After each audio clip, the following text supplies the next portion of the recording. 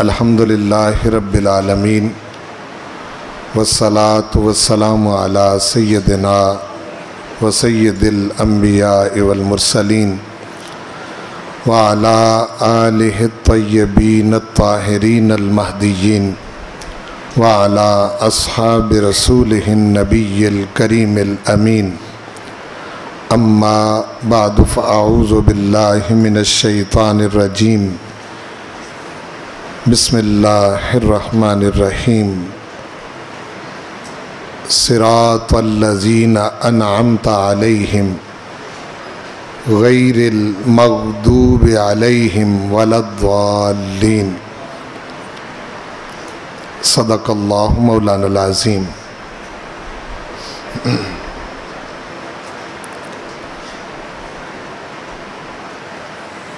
گزشتہ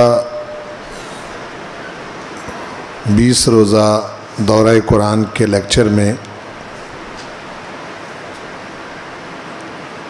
بحمد اللہ تعالی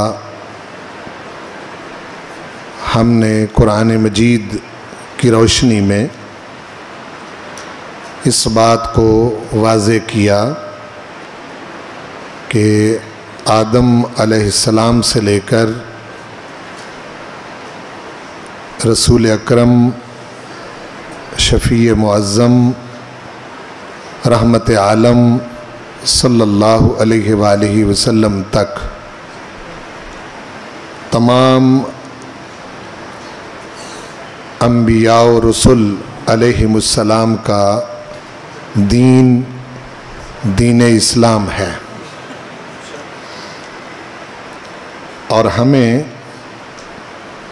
قرآن مجید پر ایمان اور اعتقاد رکھتے ہوئے اس بات میں بالکل شبہ نہیں ہونا چاہیے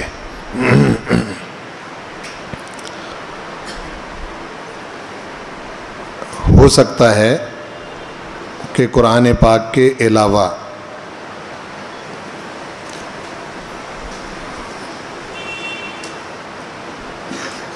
انسانوں کی لکھی ہوئی تاریخ سے کچھ اور بات ثابت ہوتی ہو، یا یونیورسٹیوں اور کالجز کے اندر جو مروجہ تقابل ادیان کا مطالعہ کیا جاتا ہے یا کروایا جاتا ہے، ان کے پورے نصاب میں یہ بات شامل نہیں جو ہم نے گزشتہ لیکچر کے اندر ثابت کی ہے۔ حالانکہ وہ ماسٹر لیول کی تعلیم ہوتی ہے، ایم اے اسلامیات کے اندر تقابل ادیان باقاعدہ ایک سبجیکٹ ہے، لیکن اس کے اندر اس بات کو ثابت نہیں کیا گیا، اور یہ ہمارے لیے لمحہ فکریہ ہے کہ ہم مسلمان ہو کر قرآن مجید سے اپنے عقائد اور اعمال کا سبق لینے کی بجائے دوسرے ذرائع کی طرف ہم دیکھیں۔ بحیثیت مسلمان ہونے کے اور بحیثیت مؤمن ہونے کے ایمان کا تقاضا یہ ہے کہ ہم اپنے نصاب، ایمانی نصاب قرآن مجید پر مکمل اعتماد رکھیں اور کبھی بھی کسی شبہ میں نہ پڑیں۔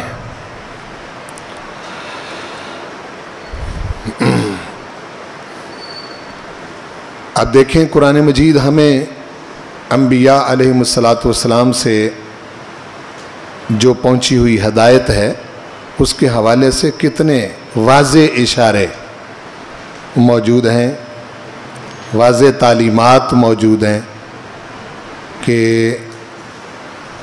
حق ہی غالب رہے گا اور باطل کبھی کامیاب ہو سکتا نہیں، اور اسلام جو ہے یہ دین حق ہے، کیا ہے؟ دین حق ہے۔ آج ہم جس گفتگو کا آغاز کر رہے ہیں اس میں پہلے انسان سے لے کر جنت اور دوزخ میں آخری انسان کے داخل ہونے تک درمیان میں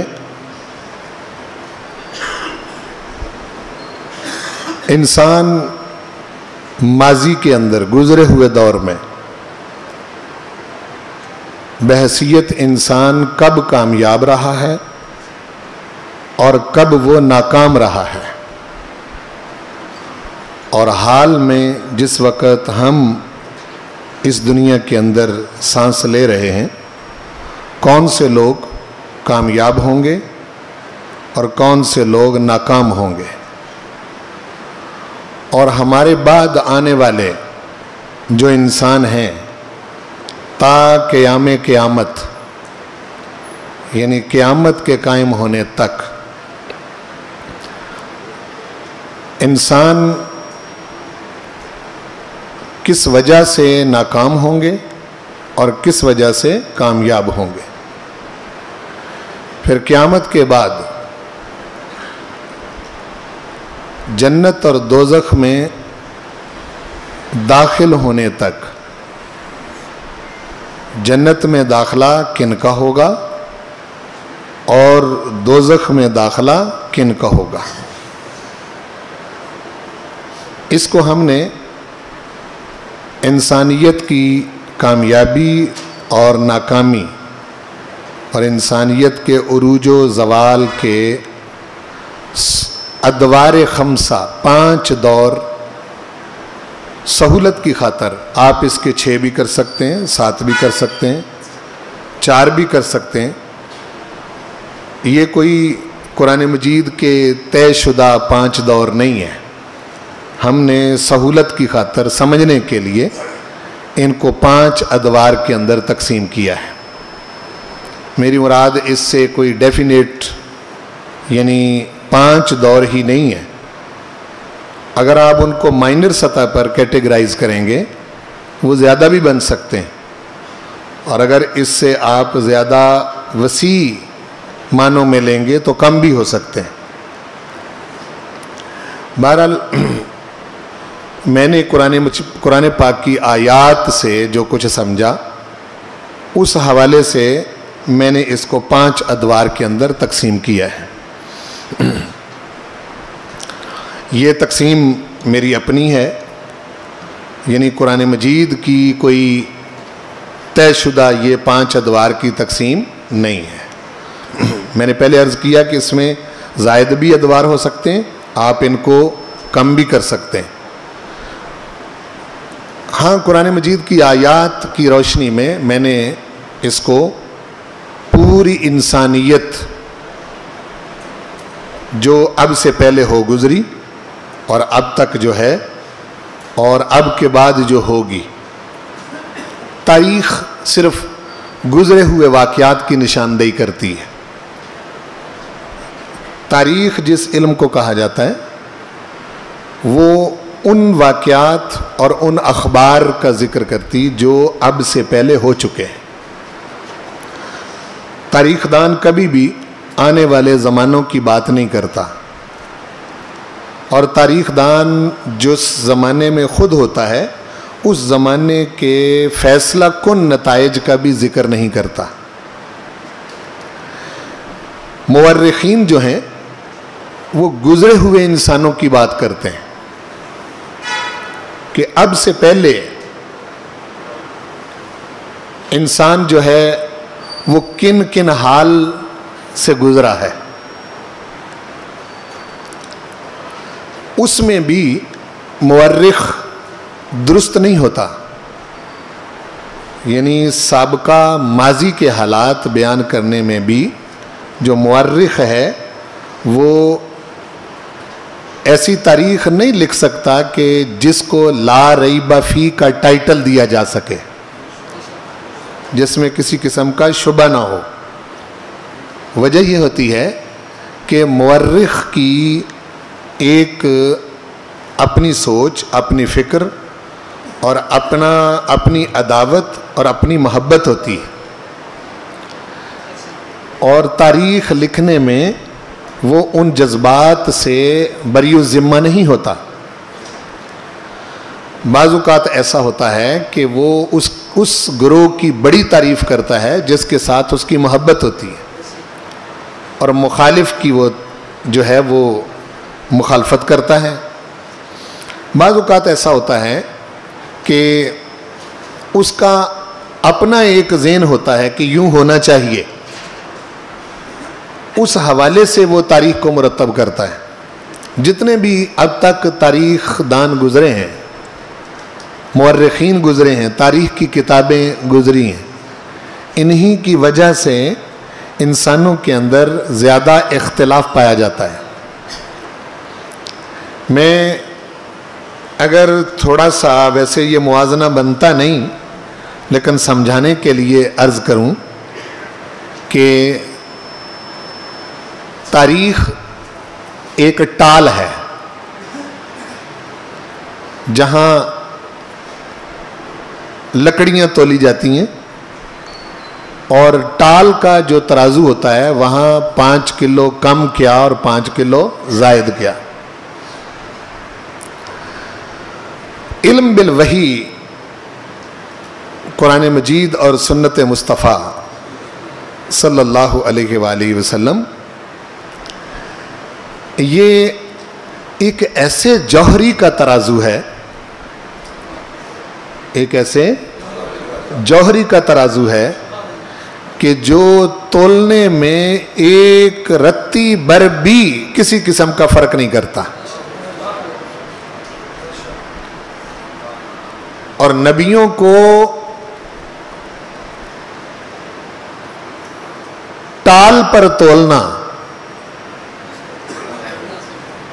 اور نبیوں کی قوموں کو اور اس وقت کے حالات کو ٹال پر تولنا، یہ کم از کم جو ہے یہ عقل مندی نہیں ہے، بلکہ ایمان کے منافی ہے۔ یہ بات، یہ مسلمانوں کے اندر گروپ بندیاں، اختلاف، تفرقہ، انتشار، شقاق، اس کا بڑا سبب تاریخ ہے، اس کا بڑا سبب تاریخ ہے۔ اگر انہوں نے قرآن مجید کی طرف رجوع کیا ہوتا اور قرآن مجید کو بھی ایک سچی تاریخ کے طور پر دیکھا ہوتا، سچی تاریخ سابقہ دور کی بھی، تو پھر مسلمانوں کے اندر یہ انتشار اور افتراق کبھی نہ ہوتا۔ میری بات کو سمجھے؟ انسان ہے، جب وہ اپنے جذبات سے مغلوب ہوتا ہے تو پھر وہ اپنے قلم کے نشتر سے جو کچھ کرتا ہے الامان والحفیظ۔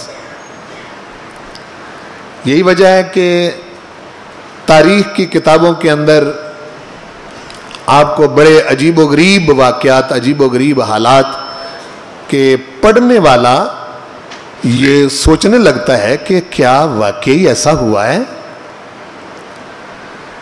یعنی یہ ہو سکتا ہے، یہ ممکن ہے؟ یہ قاری کو، پڑھنے والے کو منتشر الخیالی میں مبتلا کر دیتے ہیں۔ اور پھر تاریخ کے راوی کی چھان بین بھی کوئی نہیں۔ جس طرح حدیث کے راوی کی کھال ادھیڑی گئی ہے، اس طرح تاریخ کے راوی کی چھان بین کوئی نہیں۔ یعنی تاریخ بیان کرنے والے کا باپ کون ہے، کہاں رہتا تھا، کیا کرتا تھا، امانت دار تھا، نہیں تھا، کوئی اخلاقی صورتحال اس کی کیا تھی، تاریخ کے راوی کا کوئی ذکر ہی نہیں ہے نا جی۔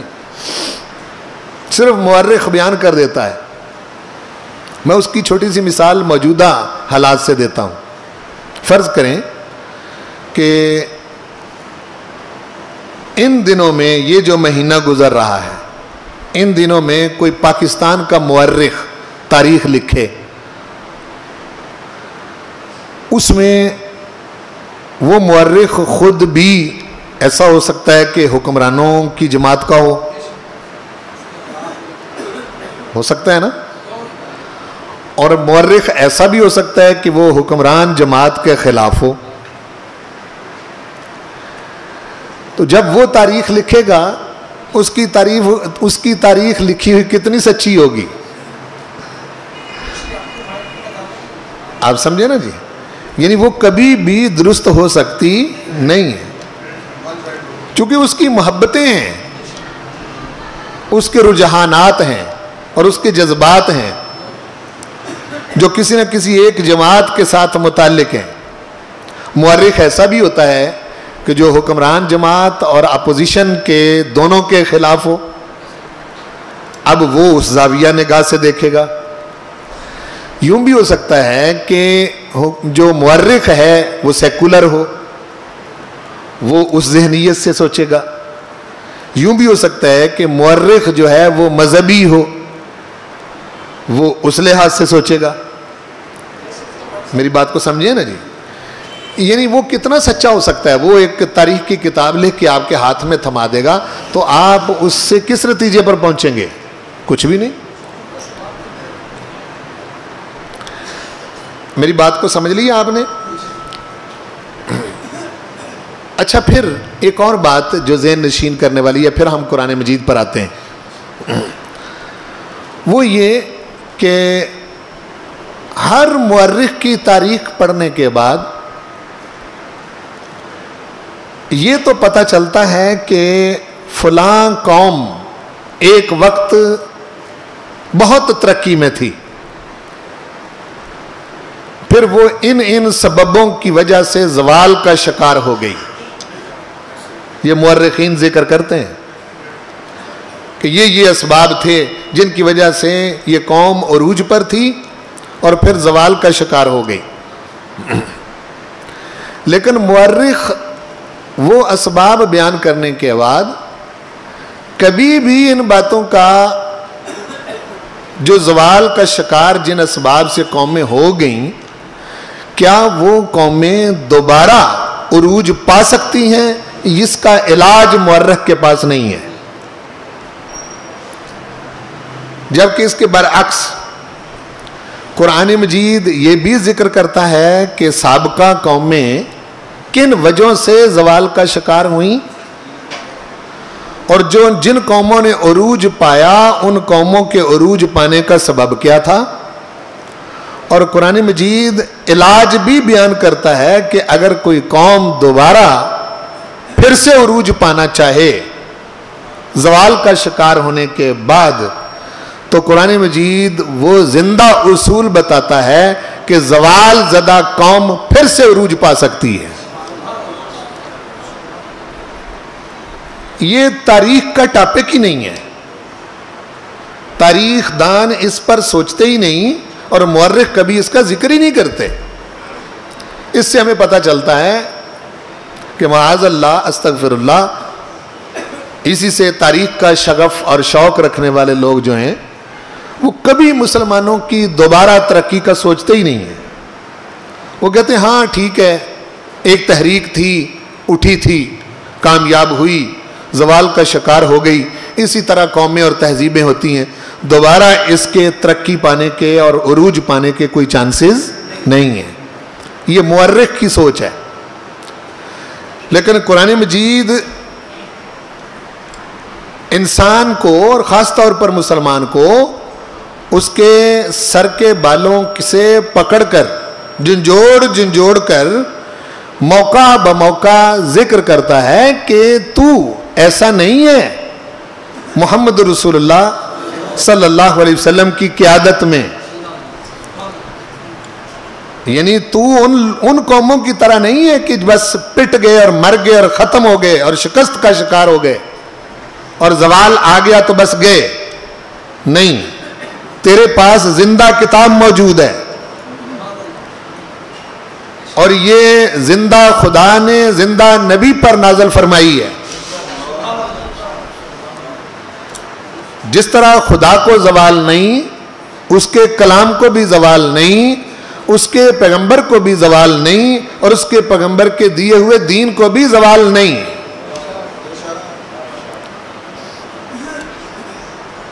مسلمان اپنی کوتاہیوں کی وجہ سے زوال کا شکار ہو سکتے ہیں، لیکن کسی قوم کے پاس قرآن مجید جیسی شے نہیں ہے. یہ صرف تمہارے پاس ہے.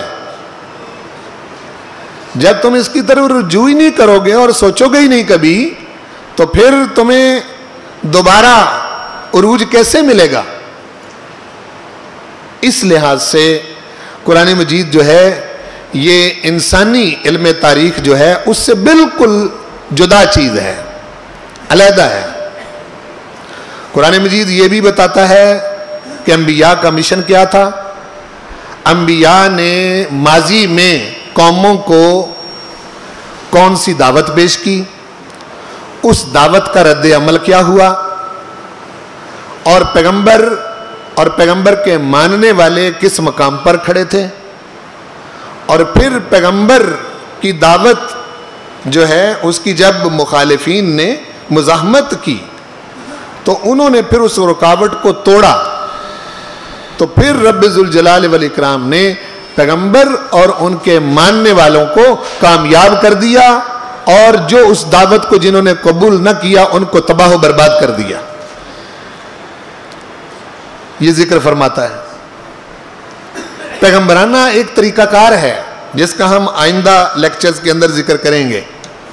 میں بالتفصیل اس ٹاپک کو لوں گا، آدم علیہ السلام سے لے کے رسول پاک تک. جن جن نبیوں کی دعوت دنیا کے اندر رہی اور اس کا رد عمل کیا ہوا، انہوں نے آگے سے کیا کیا، پھر پیغمبر نے کیا کیا، اور پھر بالآخر نتیجہ کیا نکلا، اس کا ہم انشاءاللہ العزیز تفصیل سے ذکر کریں گے. اب انسانیت کے جو ادوار خمسہ ہیں، اچھا یہ بات بھی قابل توجہ ہے کہ قرآن مجید آنے والے حالات کا کیسے بیان کر لیتا ہے اور کیسے یقینی طور پر بات کرتا ہے کہ کون سے لوگ کامیاب ہوں گے اور کون سے ناکام ہوں گے. اس کی وجہ یہ ہے کہ یہ مورخ کی لکھی ہوئی تاریخ نہیں ہے، یہ اس ذات کا کلام ہے جو علام الغیوب ہے، جو علام الغیوب ہے. یہ اس ذات کا کلام ہے جو تمام غیبوں کو جاننے والا ہے. بولو، تمام غیبوں کو جاننے والا ہے. اس کو معلوم ہے نا کہ انسان کس حال میں ہے. بولو، قرآن مجید اس کا ذکر فرماتا ہے اور جگہ جگہ ذکر کرتا ہے. علم الہی کا مقام و مرتبہ کیا ہے، قرآن مجید اس کا بہت زیادہ ذکر فرماتا ہے کہ اس ذات کا علم کیسا ہے. یعنی اس علم کے کیا کہنے کہ وَمَا تَسْقُطُ مِن وَرَقَةٍ إِلَّا يَعْلَمُهَا وَلَا حَبَّةٍ فِي ظُلُمَاتِ الْأَرْضِ وَلَا رَطْبٍ وَلَا يَابِسٍ إِلَّا فِي كِتَابٍ مُبِينٍ. ارشاد فرمایا کہ روئے زمین میں ایک پتا نہیں گرتا جس کا علم اس ذات کو نہ ہو. وَمَا تَسْقُطُ مِن وَرَقَةٍ، ورقہ پتے کو کہتے ہیں، درخت کے پتے کو. إِلَّا يَعْلَمُهَا، مگر یہ کہ وہ جانتا ہے. وَلَا حَبَّةٍ فِي ظُلُمَاتِ الْأَرْضِ، اور زمین کے اندھیروں میں ایک حبہ، ایک ذرہ، ایک دانہ ایسا نہیں جو پروردگار کے علم میں نہ ہو. وَلَا رَطْبٍ وَلَا يَابِسٍ، دنیا کے اندر چیزوں کی دو ہی صورتیں ہو سکتی ہیں، یا خشک ہے یا تر ہے. فرمایا کوئی تر شے، کوئی خشک شے ایسی نہیں इल्ला फी किताब मुबीन, मगर ये कि किताब मुबीन में उसका जिक्र है। ये इल्म इलाही है, ये इल्म इलाही है। और इंसानों को कहा कि वला युहीतूना बिही इल्मा, इंसान इल्म इलाही का इहाता नहीं कर सकते, उनको मालूम नहीं है। अब इस टॉपिक को हम लें तो बहुत बात दूर जाएगी, बहरहाल इस पर चूंकि आगे बात आएगी इसलिए मैं इसको यहीं छोड़ रहा हूं।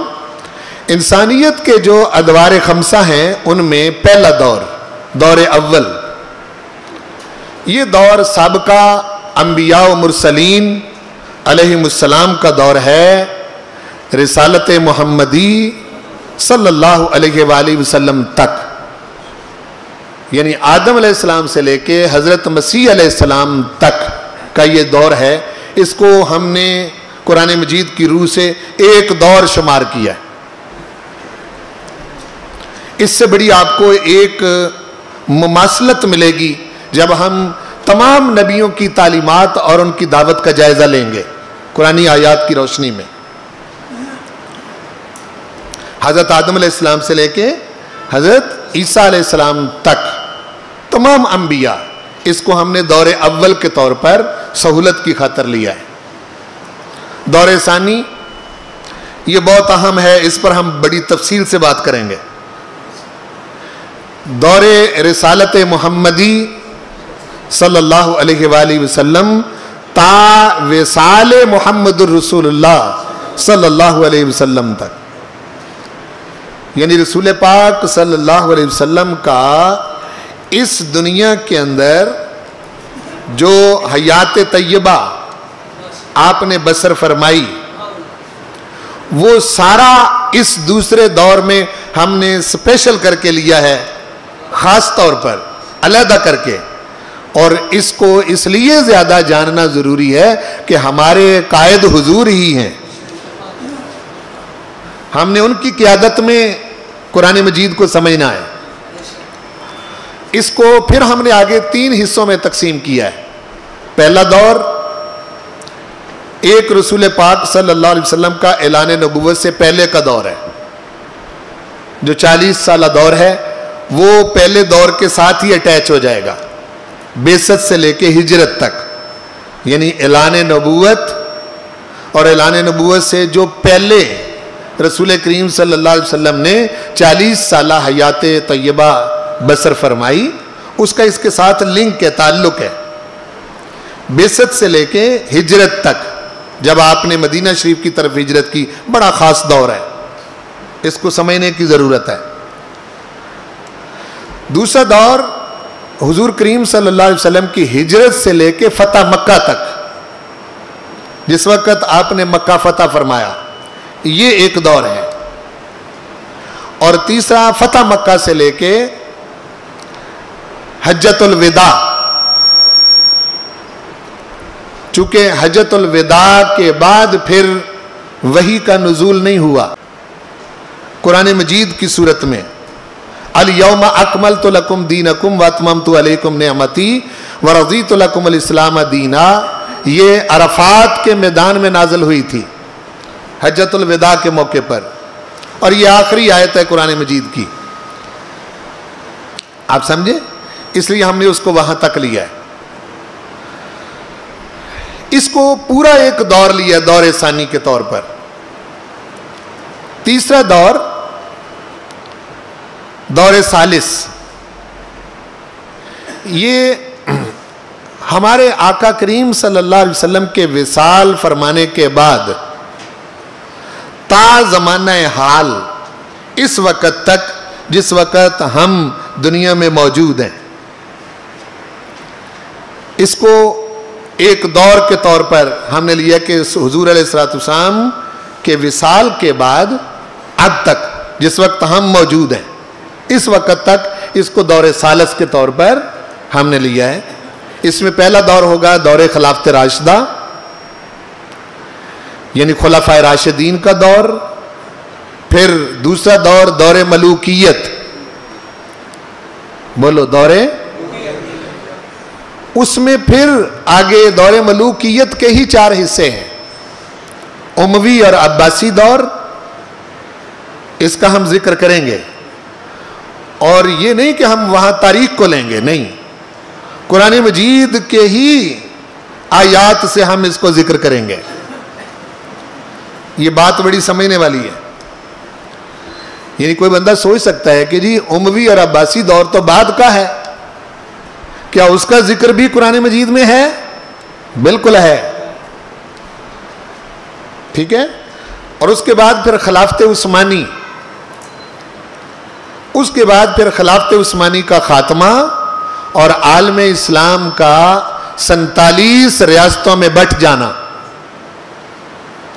ابھی تھوڑی دیر پہلے ایک مسلمان ریاست وجود میں آئی ہے جس کو شامل کر کے اسلامی 58 ریاستیں جو ہیں وہ مستقل طور پر دنیا کے نقشے پر مسلمانوں کی موجود ہیں۔ یہ تھوڑی دیر پہلے، اس سے پہلے 57 تھی۔ خلافت عثمانی کا جب خاتمہ ہوا، جو ایک وحدت تھی امت کی، اکٹھے تھے، یکجا تھے ملوکیت کے باوجود، خلافت راشدہ کے اصولوں کے بغیر پھر بھی ایک یکجہتی قائم تھی، ایک پلیٹ فارم تھا جس پر مسلمانوں کے فیصلے ہوتے تھے۔ مختلف ریاستوں میں بٹ گئے، پھر اسلامی ریاستیں اور مسلمانوں کی حالت، یعنی علیحدہ علیحدہ بٹ کے مسلمانوں کی حالت جو اس وقت ہے، اس کو ہم نے دور ثالث کے طور پر، تیسرے دور پر لیا ہے۔ سمجھ گئے؟ جی آج میں نے آیات نہیں لکھی، چونکہ یہ 5 دور ہم ان کو علیحدہ علیحدہ ذکر کریں گے آگے، اور قرآن مجید کی آیات کی روشنی میں ذکر کریں گے۔ آپ سمجھے نا جی؟ یعنی ایسا نہیں، میں نے پہلے دن آپ سے وعدہ کیا تھا کہ میں قرآن مجید کی روشنی میں ہی اس 20 روزہ دورہ قرآن کو رکھوں گا، اس میں ارد گرد کہیں نہیں جا رہا، اور اب تک گیا ہوں؟ بولو جی، یعنی کل کے لیکچر تک میں ارد گرد ہوا ہوں کبھی؟ نہیں، آئندہ بھی نہیں ہوں گا انشاءاللہ، اس پر میں نے فوکس رکھا ہوا ہے۔ اور دور رابع یعنی چوتھا دور جو ہے، یہ اب ہمارے زمانے سے لے کے قیامت تک، تا قیام قیامت، اس کو ہم نے، یہ چونکہ مستقبل کا دور ہے، ابھی منظر میں نہیں آیا، ابھی آئے گا۔ کیا قرآن مجید اس کا بھی ذکر فرماتا ہے؟ بالکل ذکر فرماتا ہے۔ آپ سمجھے نا؟ مورخ کے بس میں نہیں کہ وہ اب کے بعد والے حالات بتائے، اب کے بعد والے حالات وہی بتائے گا جس کو معلوم ہے کہ آج کے بعد والا انسان کیا کرے گا، اور وہ پروردگار ہے۔ آپ سمجھے نا جی؟ مورخ کبھی بھی اس کا ذکر نہیں کر سکتا، میری بات کو سمجھیں۔ اور قرآن مجید جب قیامت کا ذکر کرتا ہے، میں اس کا اشارہ دے دوں تو وہ ماضی کے صیغوں سے ذکر کرتا ہے۔ پڑھے لکھے احباب یہاں موجود ہیں، میں تھوڑا سا ٹچ دے دیتا ہوں، پھر اس کا ذکر کروں گا تفصیل سے۔ دیکھو، توجہ فرمائیں، میں جو بات کرنے لگا ہوں۔ قرآن مجید ارشاد فرماتا ہے، اذا وقعت الواقعہ، کیا کہتا ہے؟ وقعت الواقعہ، جب واقعہ ہونے والی واقعہ ہو جائے گی۔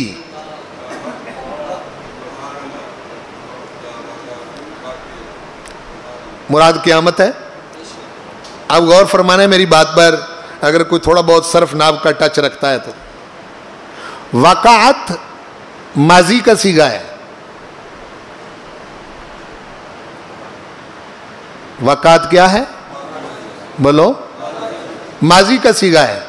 معنی یوں ہونا چاہیے، گرامر کے لحاظ سے کہ جب واقعہ ہونے والی واقعہ ہو گئی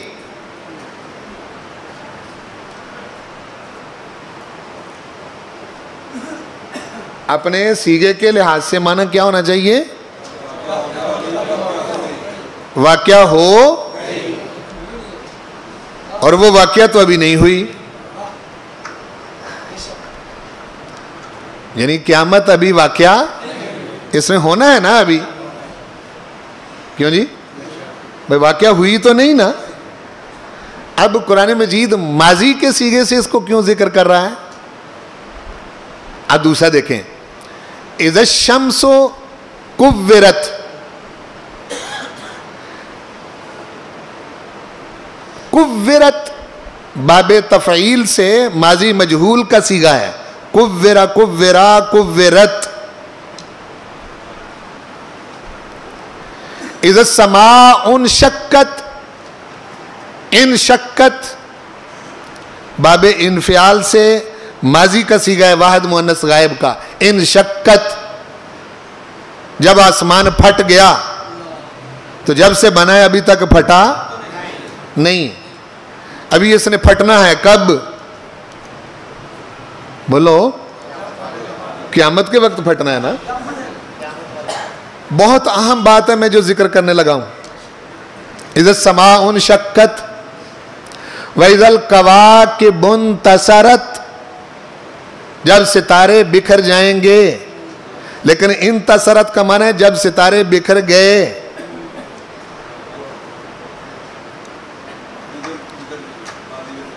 انتصرت یہ گزرے ہوئے زمانے کا صیغہ ہے عربی گرامر کے لحاظ سے۔ ارباب علم و دانش میری بات کی طرف متوجہ ہوں جو میں کہنا چاہ رہا ہوں۔ قرآن مجید آنے والے واقعات کو، یعنی قیامت کے واقعات کو گزرے ہوئے زمانے کے گزرے ہوئے صیغے سے کیوں ذکر کر رہا ہے؟ وہ اس لیے ذکر فرما رہا ہے، بڑی اہم بات ہے۔ فرمایا کہ چونکہ ماضی میں جو کچھ ہو چکا وہ یقینی ہوتا ہے،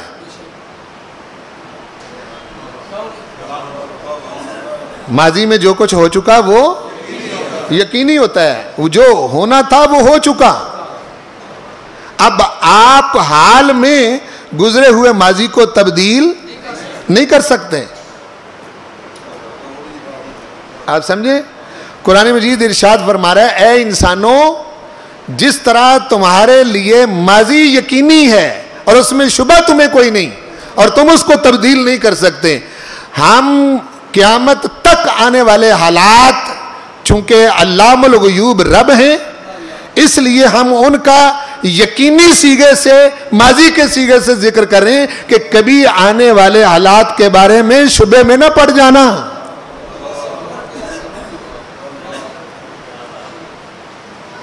اب آپ سمجھے؟ اب آپ قیامت کی ساری صورتیں پڑھ جائیے، قیامت کے بارے میں سب کا ذکر ماضی کے صیغوں کے ساتھ ہے۔ یعنی رب ذوالجلال والاکرام ارشاد فرمانا چاہتا ہے جس طرح تمہارے لیے ماضی یقینی ہے، اب کوئی انسان چاہے کہ گزرا ہوا وقت میں بدل لوں، بدل سکے گا؟ ہو چکا، ٹھیک؟ تو فرمایا کہ ہمارے لیے ہم جو بیان کر رہے ہیں، ہم مستقبل کے صیغے سے بھی اس کو ذکر کر سکتے تھے، لیکن ہم جو ماضی کے صیغوں سے قیامت کا ذکر کر رہے ہیں، یہ تمہارے فہموں اور سمجھوں کے مطابق کہ انسانوں جس طرح تمہارے لیے ماضی میں شبہ کوئی نہیں ہے، اس طرح قیامت کے آنے میں تمہیں کسی قسم کا شبہ نہیں ہونا چاہیے کہ آسمان کیسے پھٹے گا۔ فرمایا پھٹے گا، ستارے کیسے بکھریں گے، یہ بکھریں گے۔ تمہارے شک کو دور کرنے کے لیے ہم ان کو صیغہ ماضی کے ساتھ ذکر فرما رہے ہیں۔ یہ بات کو سمجھے؟ جی جی، آپ غور فرمائیں نا اس پر جو بات میں نے ذکر کی ہے۔ تو اب یہ چوتھا دور ہے کہ موجودہ حالات سے لے کے تا قیام قیامت چونکہ اس میں برزخ بھی آ جائے گا. اب قبر والے کے حالات مورخ نہیں جانتا.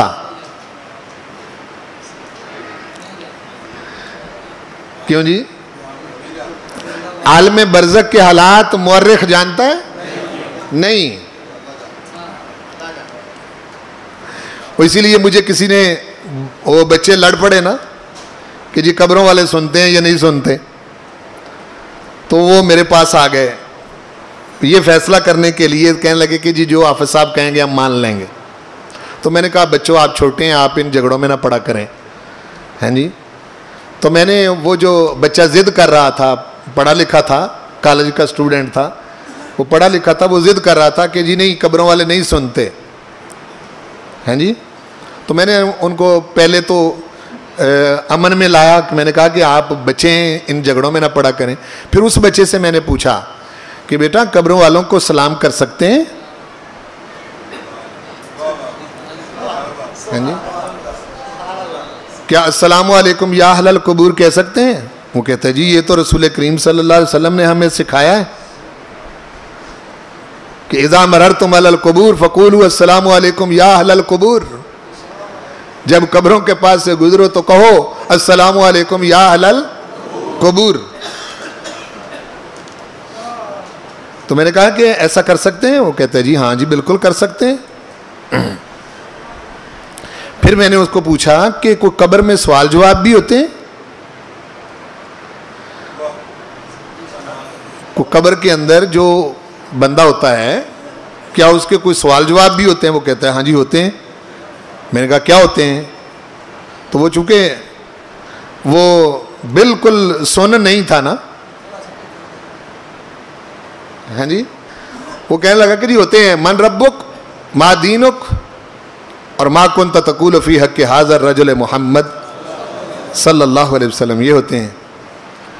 میں نے کہا یہ جو قبروں والوں سے سوال ہوتے ہیں، یہ جو بات ہے یہ آپ کے ابا جی نے بتائی ہے کہ قبروں والوں سے سوال ہوتے ہیں؟ کس نے بتائی ہے؟ یہ اس ہستی نے بتائی ہے، وہ کوئی مورخ نہیں. جس ہستی نے بتائی ہے وہ مورخ نہیں ہے، وہ اللہ کا پیارا محبوب ہے کہ من جانب اللہ تعالیٰ نے اپنے محبوب کو برزخ کے حالات سے بھی آگاہ کیا ہے. یہ بواسطہ رسالت ہی معلوم ہو سکتا ہے کہ قبروں والوں کے ساتھ کیا ہوتا ہے.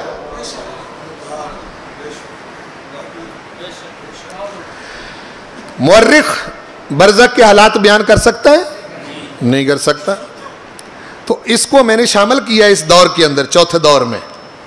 ہم اس کا آگے تفصیل سے میں ایک ڈایاگرام آپ کو دے رہا ہوں کہ آگے ہم کن ٹاپکس کو لیں گے پھر، اور قرآن مجید کی آیات کی روشنی میں لیں گے. پانچواں دور بعد از قیامت تا دخول جنت و نار، یعنی قیامت ہو جانے، واقعہ ہو جانے کے بعد جنت میں داخل ہونے اور دوزخ میں داخل ہونے تک، اول انسان سے لے کے جہاں تک انسان نے بالآخر پہنچنا ہے وہاں تک کی جو بات کرتا ہے وہ قرآن ہے.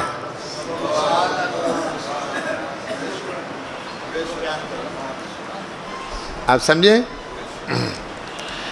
یہ کتنی خاص بات ہے؟ یہ بولو نا جی. بھائی ہم اپنے بارے میں ہی جاننا چاہتے ہیں نا جی. وہ خیالی دنیا میں تھوڑا رہتے ہیں. قرآن مجید ہمیں بتاتا ہے جنت میں کون جائے گا اور دوزخ میں کون جائے گا، اس کا باقاعدہ ذکر ہے، وہ ہمیں دیکھنا چاہیے. طفل تسلیاں تو کام نہیں آئیں گی کہ بزام خیش اپنے خیالوں میں ہی جنتی بن جائیں اور جس کو چاہیں دوزخی بنا دیں. یہ معاملہ تو نہیں چلے گا. اب قرآن مجید ان پانچوں دوروں کو سورۃ الفاتحہ کی ایک آیت میں بیان کرتا ہے.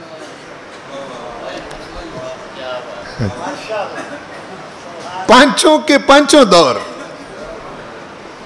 خواہ وہ رسول پاک سے پہلے تمام نبیوں کا دور ہو، خواہ وہ حضور کریم صلی اللہ علیہ وسلم کا اپنا دور ہو، خواہ خلافت راشدہ کا دور ہو، خواہ دور ملوکیت تا حال ہو، اور یا تا حال تا قیام قیامت ہو، یا تا بعد از قیامت تا دخول جنت و نار ہو، اس کے اندر جو کچھ ہوا، جو ہو رہا ہے، جو ہوگا، اس سارے کا ذکر اللہ تعالیٰ نے سورۃ الفاتحہ کی ایک آیت میں فرما دیا ہے۔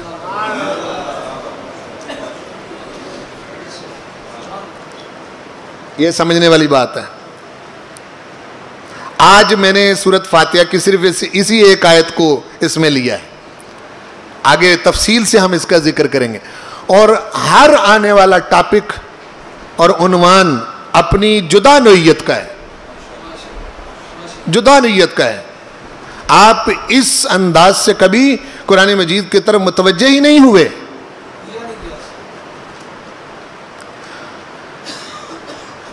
اچھا، سورۃ الفاتحہ میں دور اول تا دور ثالث کے انسانوں کو 3 اقسام میں تقسیم کیا گیا ہے، جہاں آپ دعا کرتے ہیں اہدنا الصراط المستقیم، اے اللہ ہم کو صراط مستقیم کی ہدایت دے۔ صراط الذین انعمت علیہم غیر المغضوب علیہم ولا الضالین۔ اس میں ایک گروہ ہے انعمت علیہم، ایک گروہ ہے مغضوب علیہم، ایک گروہ ہے الضالین۔ یہ 3 گروہ ہیں۔ یہاں سے میں مفسرین نے جو کچھ اس کا معنی ذکر کیا ہے، میں اس سے اختلاف کر سکتا ہوں قرآن مجید کی آیات کی روشنی میں، یعنی اپنی طرف سے نہیں، قرآن مجید کی آیات کی روشنی میں انعمت علیہم کا جو کچھ انہوں نے ذکر کیا، اور مغضوب علیہم میں انہوں نے ایک خاص قوم کا ذکر کیا، عیسائیوں کا، یہودیوں کا، اور الضالین میں نصارہ کا ذکر کیا۔ یہ مفسرین کا مغضوب علیہم سے وہ مراد کیا لیتے ہیں؟ یہودی۔ بھئی یہی پڑھا ہے نا اب تک؟ بولو، اب تک یہی پڑھا ہے نا؟ اور ضالین سے مراد وہ نصارہ لیتے ہیں، عیسائی لیتے ہیں۔ اچھا، اگر قرآن مجید ذکر للعالمین ہے، سارے زمانوں کے لیے اور پوری انسانیت کے لیے، تو پھر مغضوب علیہم سے ایک طبقہ مراد لینا اور ضالین سے ایک طبقہ مراد لینا، انعمت علیہم تو ہو گئے ایک طرف، باقی کے بارے میں وہ بات صحیح ثابت آتی ہے جو ہمارے آقا نے ارشاد فرمایا ہے کہ کفر کسی شکل میں بھی ہو، الکفر ملت واحدہ، کفر ایک ملت ہے اور اسلام ایک ملت ہے۔ اگر آپ نے اس سے یہود و نصارہ مراد لے لیے تو پھر آپ کے ہمسائے میں جو ہندو ہیں وہ کہاں جائیں گے؟ سکھ کہاں جائیں گے؟ زرتشتی کہاں جائیں گے؟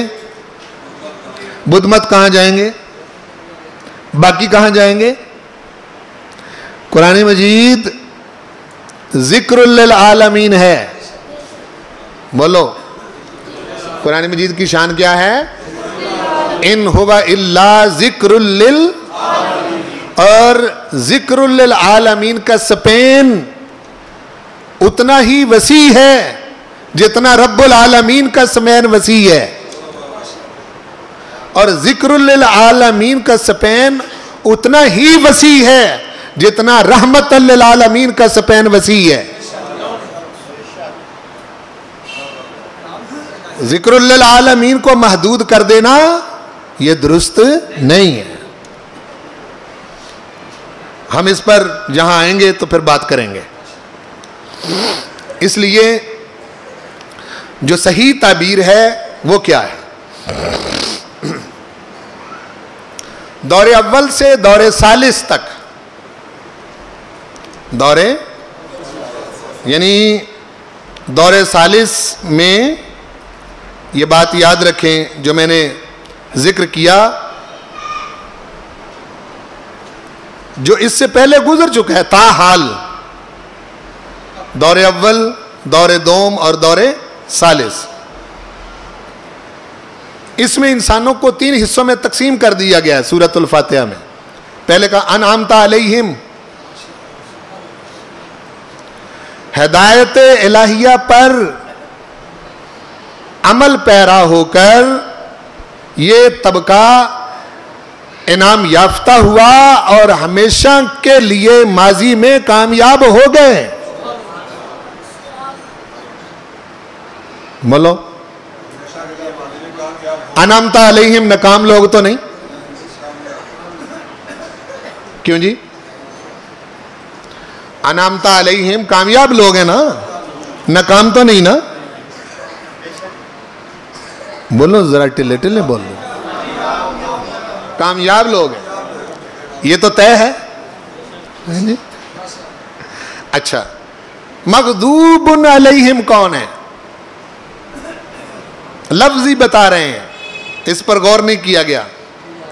ہدایت الہیہ کے منکر ہو کر غضب الہی کا شکار ہوئے اور ہلاک ہو گئے اور مٹ گئے۔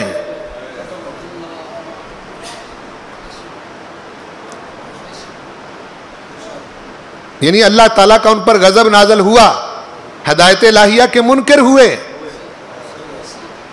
اس سے دور رہے، اور چونکہ وعدہ کیا ہے؟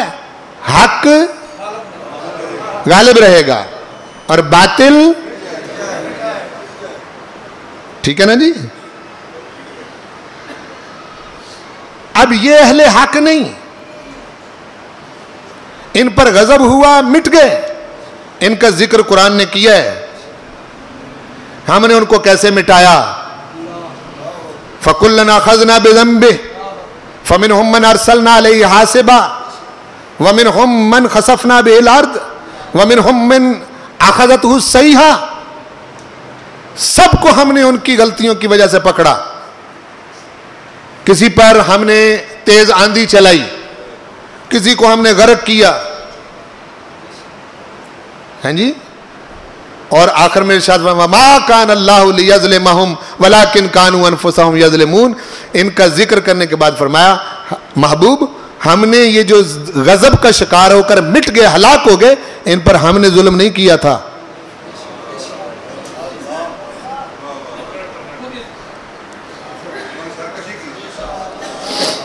اور الضالین ہدایت سے منحرف ہیں، ہدایت یافتہ نہیں۔ بولو، ہدایت یافتہ نہیں، منحرف ہیں، مگر تاحال ان پر غضب الہی نہیں آیا، ابھی مہلت باقی ہے، ابھی مہلت۔ وہ ہیں الضالین، گمراہ ہیں موجود، ابھی ان کا فیصلہ مٹانے کا کیا نہیں گیا، ابھی ٹائم ہے، وقت ہے، ان گمراہوں کے پاس ہدایت کی طرف آ جائیں۔ اگر ہم سورۃ الفاتحہ کی اس آیت کو اس کے اصلی لفظوں میں لیں، اب کوئی قوم اس آیت سے باہر نہیں رہتی۔ میری بات کو سمجھیں جی؟ بالکل، یعنی ہدایت سے منحرف ہیں، دور ہیں ابھی، مگر تاحال ان پر غضب الہی نہیں آیا، اللہ تعالیٰ کا غضب نہیں آیا، ابھی تک مہلت باقی ہے،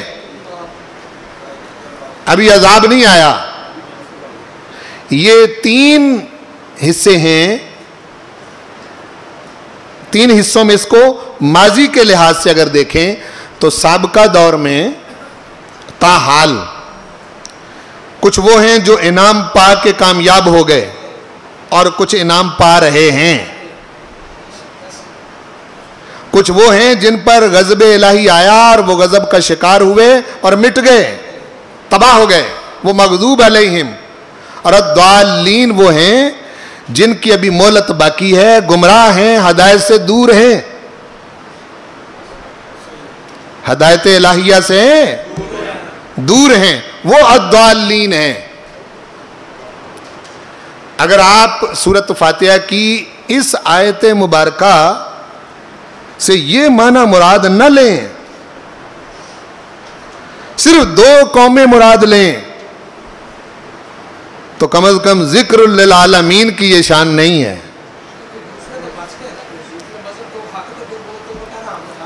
جی ہمارا تو ذکر ہی نہیں ہے، وہ دوسرے کہیں گے ہمارا تو ذکر ہی نہیں ہے، آپ سمجھ گئے؟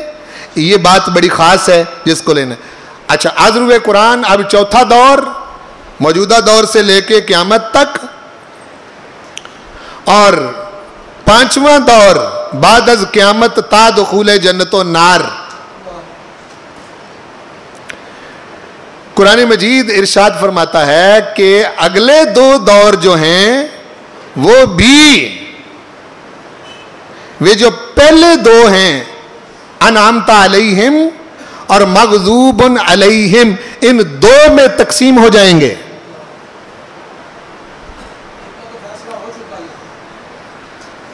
آپ سمجھے؟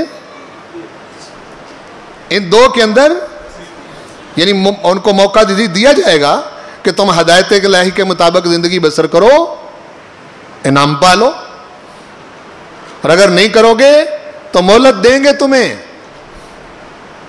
وہ ذات اچانک نہیں پکڑ لیتی، مہلت باقی ہے، بولو، مہلت باقی ہے، من حیث الفرد بھی، من حیث القوم بھی۔ یعنی تنہا بندہ سوچے تو تب بھی مہلت باقی ہے ابھی۔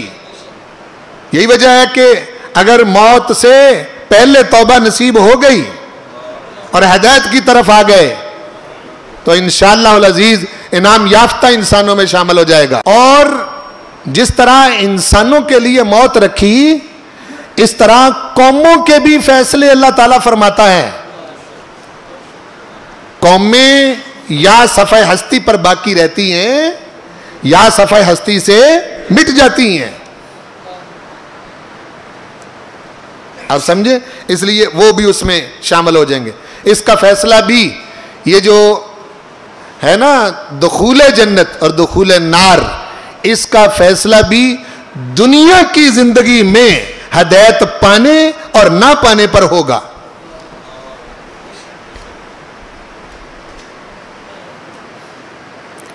بولو، اس کا فیصلہ بھی اسی زندگی پر ہوگا۔ قرآن مجید اسی کا ذکر فرما رہا ہے۔ اور آج کے ٹاپک کی ضروری بات آخر میں جو میں ذکر کرنا چاہتا ہوں، یہ ادوار بتانے ضروری تھے، اور آئندہ ہم قرآن مجید میں سے ان کا بالتفصیل انشاءاللہ ذکر کریں گے،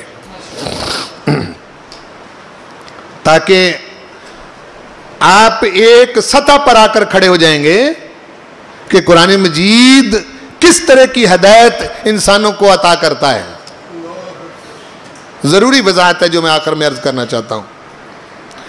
یہ جو فیصلے ماضی میں ہوئے پہلے، کئی انعام پا گئے، کئی مٹ گئے، یا موجودہ کئی انعام پا رہے ہیں اور کئیوں کو ابھی مہلت دی جا رہی ہے، یا آئندہ جو فیصلے ہوں گے، اگر اس کا تعلق اللہ کی بے نیازی سے جوڑ دیا جائے کہ وہ ایسا بے نیاز ہے کہ جس کو پکڑ کے مرضی جنت میں داخل کر دے گا اور جس کو پکڑ کے مرضی دوزخ میں داخل کر دے گا، یا پہلے بھی جس کو اس کی مرضی ہوئی اس نے مٹا دیا، جس کو اس کی مرضی ہوئی اس نے باقی رکھا، جس کو مرضی انعام یافتہ بنا دیا، جس کو مغضوب علیہم بنا دیا، جس کو مرضی الضالین بنا دیا، اور جس کو مرضی مٹاتا رہتا ہے، جس کو مرضی بچاتا رہتا ہے، اس کی مرضی پر منحصر ہے۔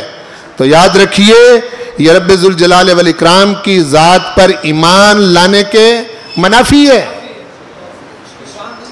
آپ اپنے مالک کی شان کو سمجھ نہیں سکے۔ میں نے بہت ذکر کیا آپ اس بات کا دوسرے لیکچر میں کہ رب ذوالجلال والاکرام ارشاد فرماتا ہے میری شان یہ ہے کہ میں انسانیت پر کھجور کی گٹلی کے ریشے کے برابر بھی ظلم نہیں کرتا۔ کیا ایسا ہے یا نہیں؟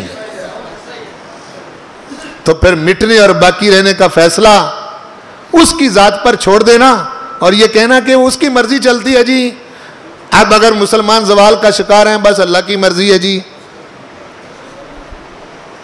جو قومیں مٹ گئیں بس اللہ کی مرضی ہوئی جی، منشا اس کی بے نیازی ہے، جو مرضی کرے۔ یہ کہاں سے لیا آپ نے عقیدہ؟ قرآن پاک کی کس آیت سے یہ ثابت ہوتا ہے؟ یہ ایک ایسا عقیدہ ہے جس میں آپ اپنے پروردگار کی ذات پر ایمان درست نہیں لا سکتے ٹھیک طرح سے۔ غنی ہونے کا یہ مطلب نہیں اور بے نیاز ہونے کا یہ مطلب نہیں، بلکہ الصمد، اللہ الصمد، اللہ بے نیاز ہے، شان صمدیت کا مالک ہے۔ اس کا مطلب یہ ہے کہ میں جب فیصلے کرتا ہوں تو میری ذات پر کسی کا دباؤ نہیں چلتا۔ مجھ سے اوپر کوئی طاقت نہیں جو مجھے دبا سکے اور مجھے کہے کہ یا رب العالمین یوں نہیں یوں فیصلے کر۔ میں نہیں، میں دیکھ رہا ہوں، تمہیں دیکھ رہا ہوں، ایک ایک انسان کو دیکھ رہا ہوں، ایک ایک قوم کو دیکھ رہا ہوں،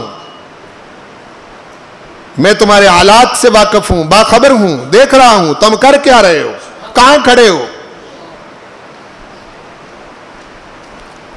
اللہ تعالیٰ کی بے نیازی کی سمجھ آئی ہے نہیں؟ بولا نا جی۔ اللہ اتنی قدرتوں کا مالک ہو کہ کن فیکون سے ہر شے پیدا کر سکتا ہو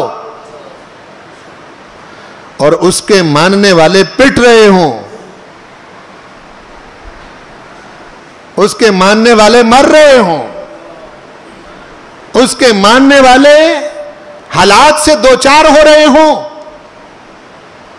اور اپنی قسم پرسی کو اللہ کی بے نیازی سے جوڑ رہے ہوں اور بے لاگ تبصرہ اپنی ناکامیوں پر نہ کرنا چاہتے ہوں، بغیر دباؤ کے اپنے حالات کا جائزہ نہ لینا چاہتے ہوں اور غور و فکر کر کے اپنے حالات کا جائزہ نہ لینا چاہتے ہوں کہ جس ذات نے اتنا بڑا محبوب عطا کیا، اتنی اعلیٰ کتاب عطا کی جس میں رتی بر حالات و واقعات گزرنے کے باوجود، زمانے اور صدیاں گزرنے کے باوجود زیر زبر کا فرق نہ آیا، وہ قوم ان حالات کا شکار ہو گئی جس کے پاس اصل دعوت موجود ہے، جس قرآن کو علماء بھی تبدیل نہیں کر سکے، جس قرآن مجید کی شان یہ ہے لا یأتیہ الباطل من بین یدیہ ولا من خلفہ تنزیل من حکیم حمید، یہ حکیم اور حمید پروردگار کی طرف سے نازل کردہ کتاب ہے۔ فرمایا لا یاتیہ الباطل من بین یدیہ ومن خلفہ، قرآن ایسی کتاب ہے کہ اس کے آگے پیچھے باطل ٹھہر ہی نہیں سکتا۔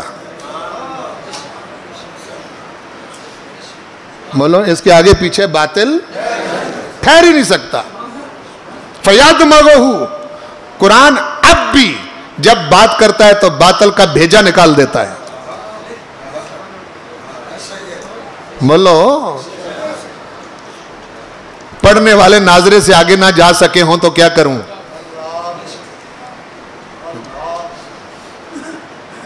یعنی پڑھنے والے قرآن مجید کو اپنی حرز جان نہ بنا سکے ہوں تو کیا کروں؟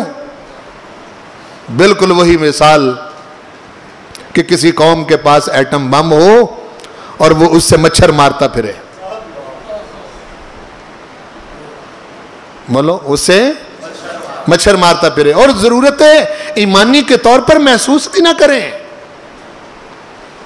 کہ جس ہستی پر ایمان لائے ہیں کم از کم اس کا نصاب پڑھ کے تو دیکھیں کہ جس ہستی پر ایمان لائے ہیں اس نے ہمیں بتایا کیا ہے. مومن کون ہوتا ہے؟ متقی کون ہوتا ہے؟ بھائی جب آپ ایمان لاتے ہیں تو ایمان والوں کی کلاس میں داخل ہو گئے کہ نہیں؟ بولو ہو گئے؟ ہر کلاس کا کوئی نصاب ہوتا ہے. ایمان والوں کی کلاس کا نصاب کیا ہے؟ بولو قرآن پاک. ایمان والوں کی جو کلاس ہے اس کا نصاب کیا ہے؟ قرآن پاک. اور بغیر نصاب پڑھے اور یاد کیے پاس فیل ہونے کا کوئی تصور ہے دنیا میں؟ بولو نا جی. کیا آپ کسی کلاس میں داخلہ لے لیں اور اس کا نصاب ہی نہ پڑھیں اور امید کریں پاس ہونے کی؟ ہمارے ایک استاد جی تھے تو ایک بچہ پیپر دے کے آیا. کہنے لگے استاد جی پیپر دے کے آئے ہوں دعا کریں اللہ تعالیٰ مجھے پاس کرے. کہنے لگے اب تو بھئی یہی دعا کی جا سکتی ہے کہ ممتحن چیکر جو ہے وہ اندھا ہو جائے، چونکہ جو تو نے کرا جو تو کرایا وہ تو کرایا ہے.